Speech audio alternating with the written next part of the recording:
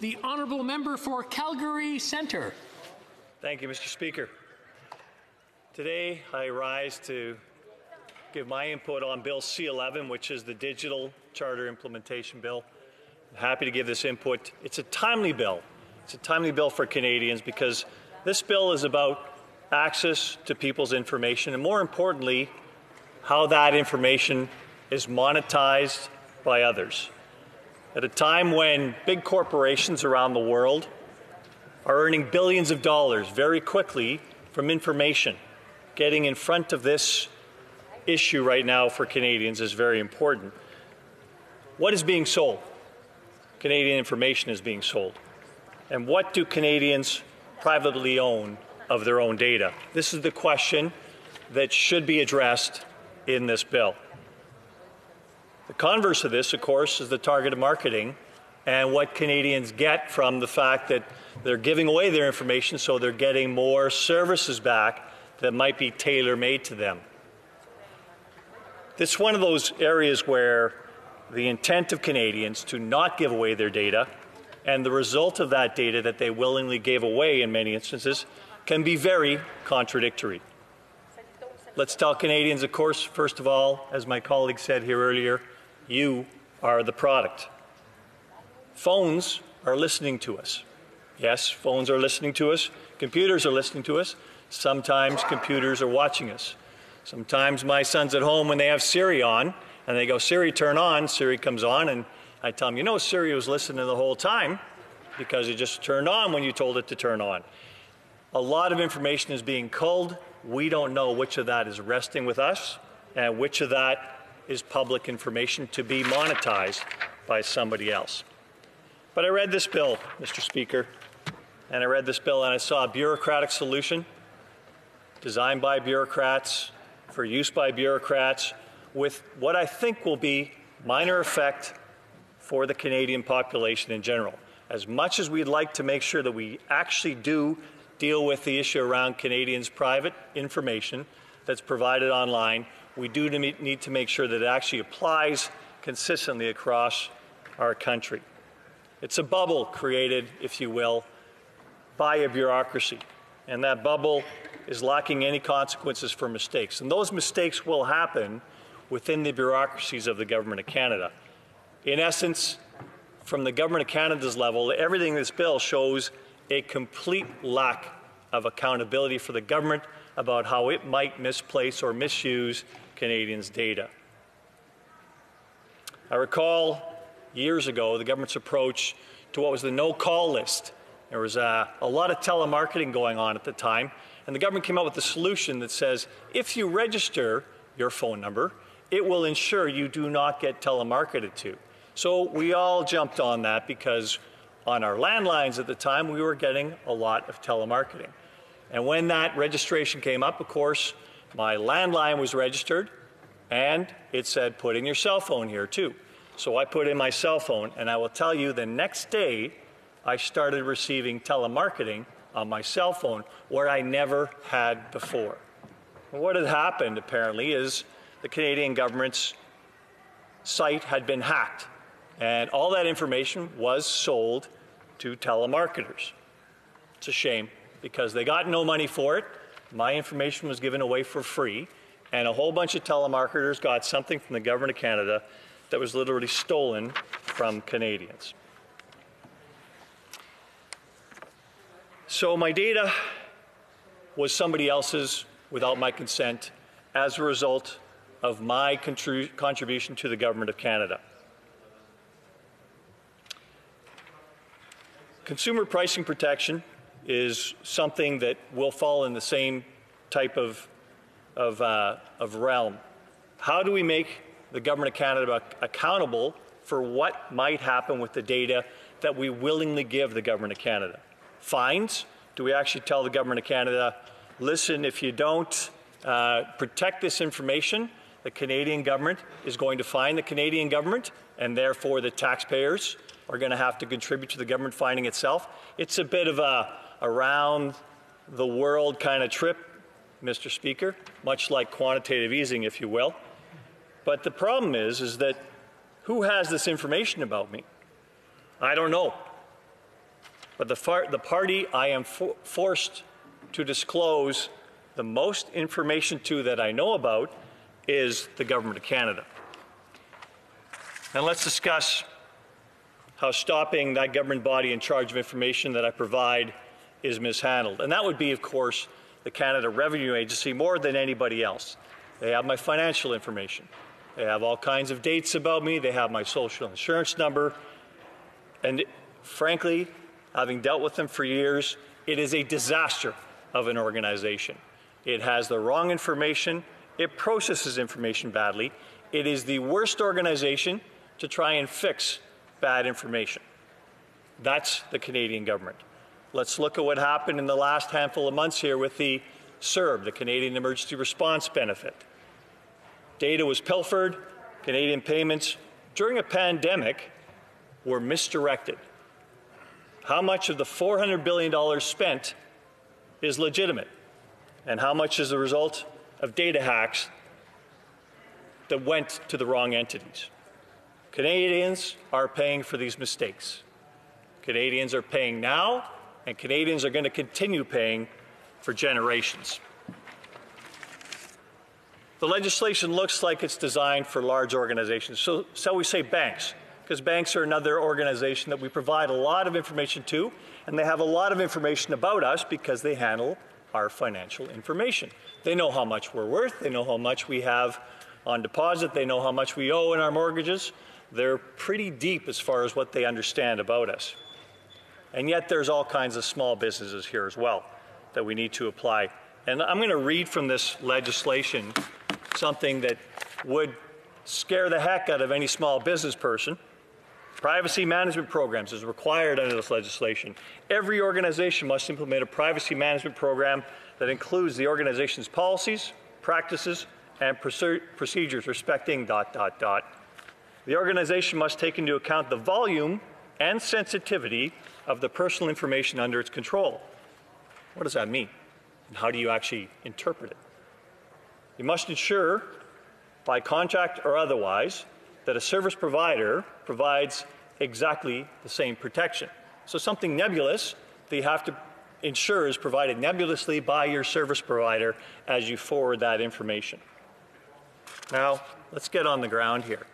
And recent experience is you walk into a pharmacy, and that pharmacy wants your data. They want your Alberta Healthcare card. They want your Alberta Healthcare number, which is actually government private information. But the actual retailers want that information for what purpose? So they can continue to track certain things that you do. They know how much of your spending wallet they have, and they know how much they can market other products to you if you're actually getting some kind of prescription. So government data quickly translating over into retail data. Not exactly something we want to provide. I'll go further here because seniors are the people most affected by this. So many seniors, the people, again, that are bearing the brunt of the pandemic we're in here right now. Seniors, if you've had to deal with them and the issues we go through as we age, the financial institutions, the insurance companies, every service provider takes advantage of seniors in many respects because things get very complex. And making sure that our seniors are taken care of in a system that continually evolves and advances and gets more complex is something that this legislation should take care of more than anything else. But I don't like to be just critical, Madam Speaker. There are good things in this legislation, and I'm going to point out some of those good things. Good things like the purposes. So the purposes of this legislation are an organization must determine each of the purposes for which the information is to be collected, used, or disclosed, and record those purposes. Information for consent is also required, and forms of consent are also defined within. Withdrawal of consent is there, as is the disclosure to cease that actual consent. Another good thing is it's a period for retention and disposal of data that we provide organizations. And an organization must not retain personal information for a period longer than necessary. These are very good advances in the legislation, and I thank the drafters of the legislation for that. There's questions I have on some of the other parts of this legislation as well. Transfer of the information to service providers. An organization may transfer an individual's information to a service provider without the client's knowledge or consent. So you're still monetizing data that gets collected by one retailer or provider. And unfortunately, the time is up. I've been trying to give the member a little bit of a leeway, but as soon as I go like this here, it's because there's only about 20 seconds left. And when I go like this here, it's because there's no more time left. Yes, but you do have 5 minutes for questions and comments. The Honourable Parliamentary Secretary to the Government House Leader. Yes, thank you, Madam Speaker. And I guess I'm encouraged in the sense that the Conservative Party has seen the value of the legislation to the extent that they would want to see it go to committee, where I'm anticipating that there will be amendments brought forward. But I'm wondering if the member can maybe just provide some further thought in terms of the implications that have been suggested in terms of with the Government of Canada, and does he feel that there needs to be some specific amendments related to the Conservative government, with respect to the Government of Canada within this current legislation? Like, does he want to start having the privacy officer doing more? Like, what specifically is he thinking about? Because he makes reference to programs like CERB and so forth. The Honourable Member Calgary Centre. I thank my colleague on the other side of the House for the question. You take a look at some of the penalties under this bill, and they're significant penalties. There's $20 million or $25 million or $30 million, and there are 3% or 4% or 5%.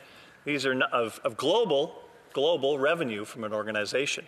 Now, these organizations obviously are going to be pretty significant organizations if you're talking about their global revenue. And how the government has reached into global revenue is something I haven't seen to this point in time, but I'm curious.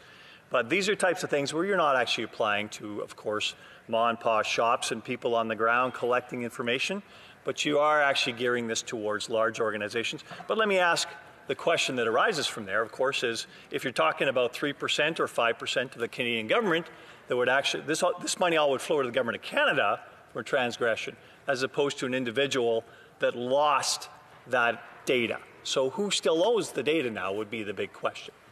Questions and comments, the Honourable Member for Abitibi-Témiscamingue. Thank you, Madam Speaker. I would like my colleague to conclude, and also what order powers would he give to the Commissioner's office? Calgary Centre. I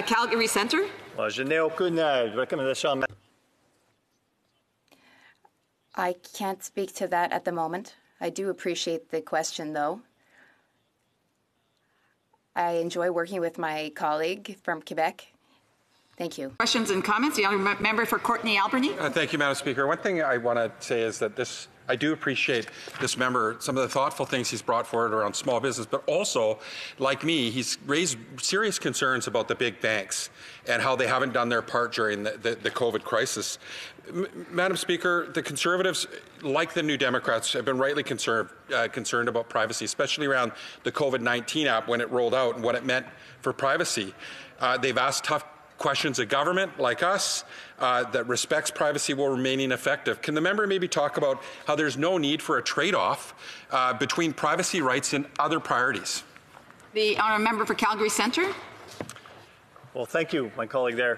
Privacy rights, of course, is we talk about a trade-off. We talk about enforcement more than anything else. And if you think about banks, which often people think about when we come to a conclusion about all of this disclosure, and particularly financial disclosure, banks have been under compliance regimes for decades, Madam Speaker. And in effect, when you get down to the ground and the people actually fulfilling those compliance regimes, you're finding that it gets watered down to the point where they actually don't understand those compliance regimes. So something that happens at a high bureaucratic level does not necessarily get translated down into the customer level. And getting a real piece of legislation like this down to the actual level of the clerk and the customer is a monumental task and will not happen overnight. Thank you. For a brief question, the Honourable Member for Willowdale.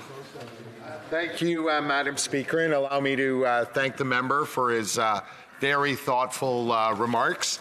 I can tell you, I assure you, that I was listening very, very intently, and I'm grateful that the member has acknowledged that this bill has great improvements and will allow Canadians to feel more secure.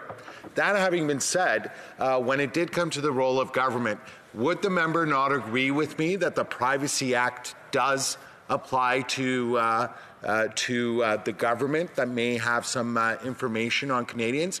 Obviously, that regime is robust. I do have to allow him to answer. We're running out of time. When I say a brief question, I would ask members not to provide a speech. The honourable member for Calgary Centre, a brief answer, please. Thank you, Madam Speaker. What I saw in the legislation didn't indicate any penalties to the government, to the citizens who had been breached as far as their privacy goes.